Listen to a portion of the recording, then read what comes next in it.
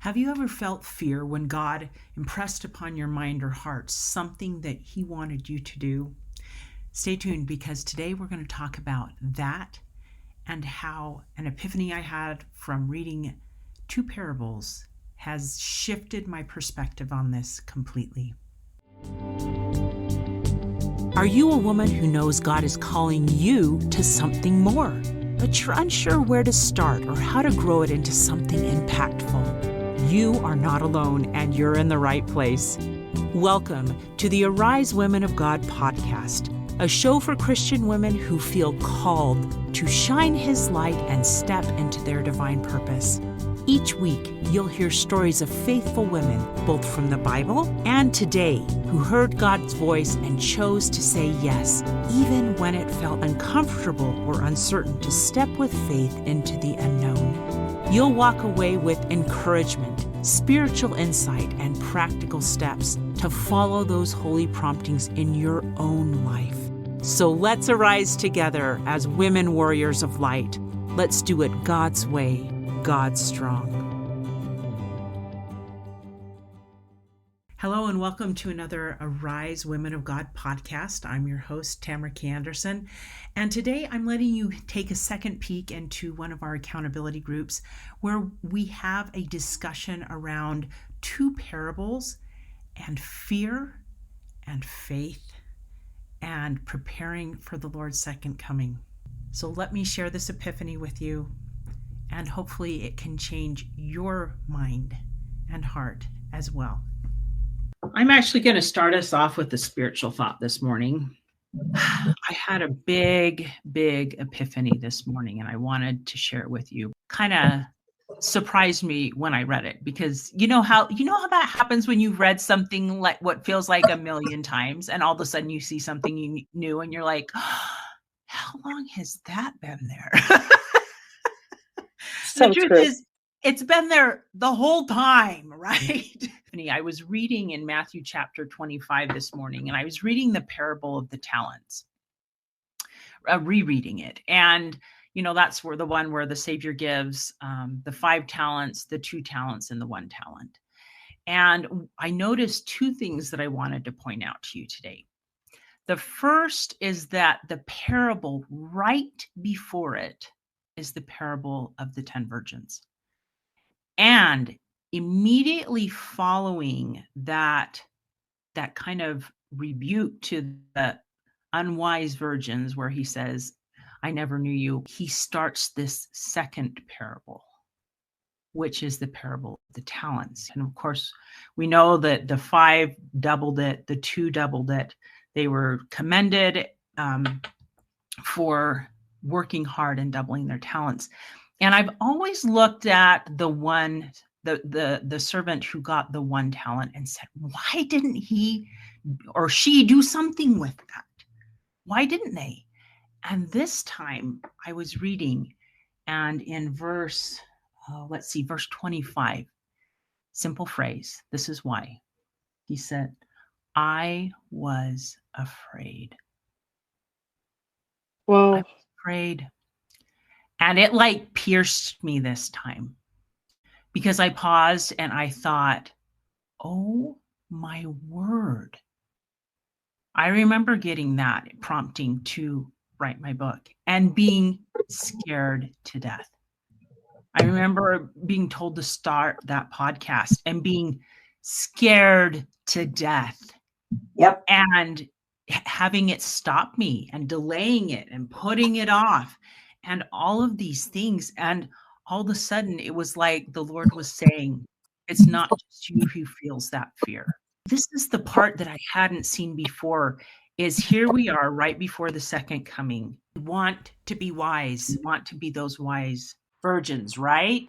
We want to be prepared. And one of the things he's saying, so that we're not foolish, is this second parable, I think, that he wants us to push past the fear and do something with the talents that he's given us.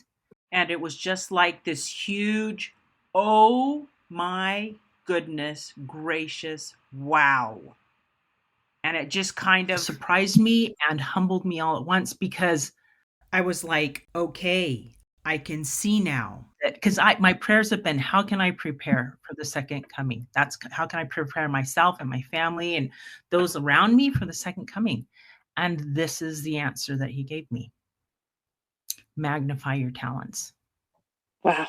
Follow those inspirations that you're getting, because the truth is each of us is called to minister to a few or maybe a lot. It doesn't matter how many we reach, only that we act on the promptings that we get and we're not afraid, right? Right. Ooh, Carrie, it looks like you have a thought. Go ahead. Just being reminded, I mean, that is the first temptation in the Garden of Eden is fear. He sets fear into their hearts. You know, they're hiding. They are afraid of God. They are hiding. Yeah. And the answer also is faith. Faith always overcomes fear, right? And that's what helped me push through is I focused on Jesus. I focused on the people I knew he could help me reach because I remember being in their shoes not very long ago. And so I focused on, okay, this is going to make a difference for them. And God isn't going to give me something that he's not going to qualify me or open the right door for me so that I can go. He's going to open the way. And that's what that faith is. God will make anything I feel is impossible because I feel I don't have the skills. He'll make it possible. I wanted to share something with you. I don't know if have any of you ever seen a talent? No. A talent is an actual, we would call it a coin, only it's not. It is as big as a dishwasher. Oh, what? Really? A talent is huge and heavy. We saw these in the museum in Turkey. We saw an actual talent that they had dug up. And it might weigh 2,000 pounds. I don't know. Oh, wow. I had no idea. It's huge. I know. And so when you just think about this parable, you think first that whatever the Lord gives us, it's huge. He gives us, it isn't like just a little, oh, look, I have a gold coin. You know, how special. It's more than that. And secondly, what must it have taken to hide it? Oh. It would take a lot of effort to hide something that big. He said he had to bury it. But I mean, he's going to have to dig out a 6x6 grave to do it. Anyway, I just thought I would share that with you because we were so gobsmacked. We were just like, oh my gosh, that's a talent. Oh my gosh. I know. That's amazing. Thank you for sharing that insight, Karma. Because I've always pictured talents as little coins, right? So right. Huge. Exactly. Well, that's what we thought. We thought, oh, we're going to get some talent. I bet it's cute, you know? That's amazing. Awesome. Any thoughts you want to share, Wendy? I think fear comes from Satan, and to cast it out quickly. Fear doesn't come from the Lord. So it's interesting that it would be, you know, in the scripture that immediately he would have been tempted with fear from the adversary instead of the strength of the Lord from whom he was, you know, standing in his presence. So I think it's good for us to remember that we need to stand in the presence of the Lord and gain all of the faith and the strength that we need from him and in his presence to remember who we are, to be able to face any of those fears that might come from the adversary, which is a temptation. Yeah. Well, and I think it kind of goes back to that. You've heard the parable of, it's a Native American parable about the two wolves, and that they're constantly battling each other. And the grandchild asks his grandfather, well, which one wins this battle? And that they're constantly battling for me. And the grandfather wisely says, whichever one you feed.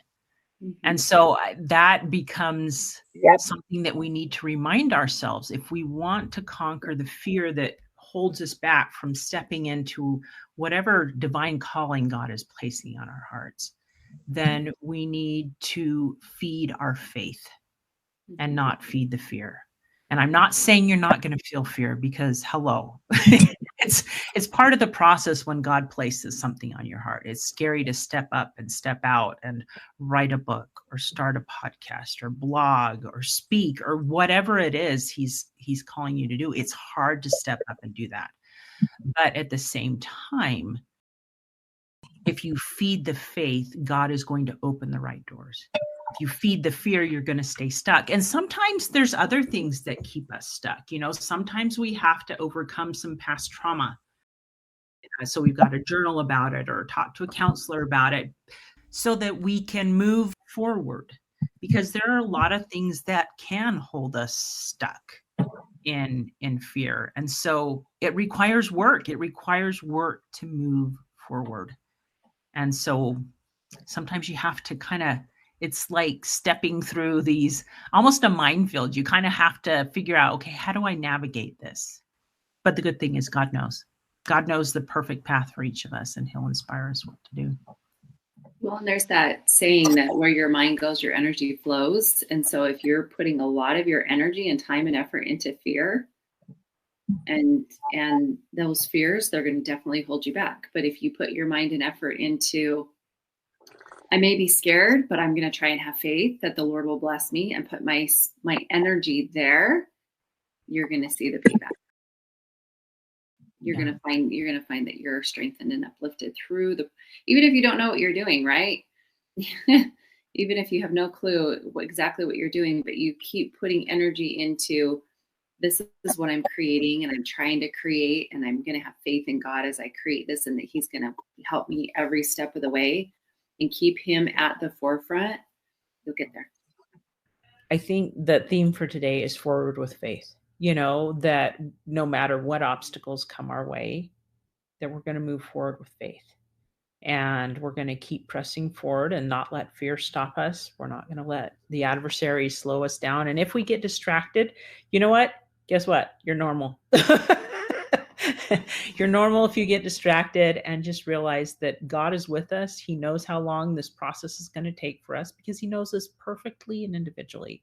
So don't get discouraged with yourself. Work with him through the process, and it will all turn out all right in the end. Thanks for tuning in to the Arise Women of God podcast, brought to you by Women Warriors of Light. If you're feeling unsure how to move forward in your calling, or just tired of doing it alone, visit womenwarriorsoflight.com. You'll find resources, accountability, and a community of women who get it. Sometimes the calling feels bigger than you. That's when you need steady reminders of the powerful God who called you. Subscribe now for weekly inspiration and the courage to keep going, because with him, nothing is impossible. And you're not the only one God is calling. That friend on your heart right now, share this episode with her. Your small act of obedience could be the breakthrough she's been praying for. Until next time, may you arise, walk God's way, and stand God strong.